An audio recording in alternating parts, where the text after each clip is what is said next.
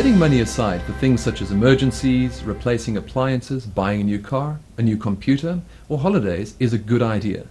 So saving up on a regular basis for these types of things is a good habit to develop while you're working.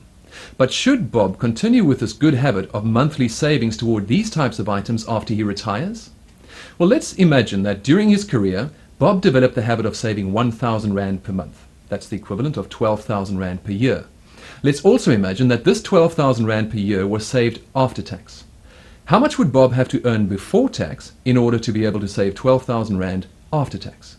Well, if Bob's tax rate was 40%, he would have to earn 20,000 Rand before tax, give 8,000 Rand to the taxman, and then have the 12,000 Rand that he could save.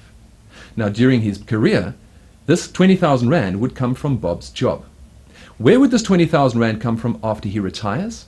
Bob's job would be replaced with Bob's capital, his life savings. In other words, he would have to draw 20,000 Rand out of his capital, give 8,000 Rand to the taxman, and then reinvest the 12,000 Rand that's left after tax.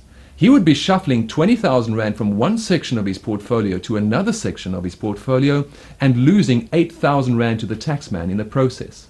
In a situation like this, it would be far more efficient for Bob just to leave the money in the first investment.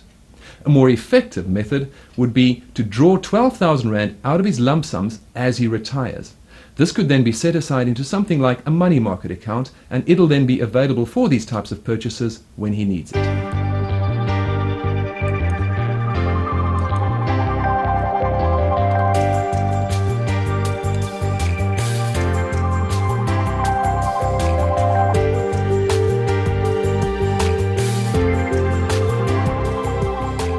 There is a set of circumstances where it does make sense for Bob to continue with a regular monthly savings even after retirement, and that's where he's drawing the lowest possible income from his various assets and there is still a surplus.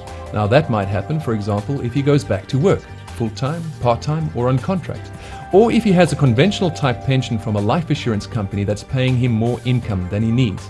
Or he may have a living annuity where he's drawing the lowest possible income and it is still more than he needs. Or he may have income generating assets such as a rental property or a term annuity that pay him surplus income.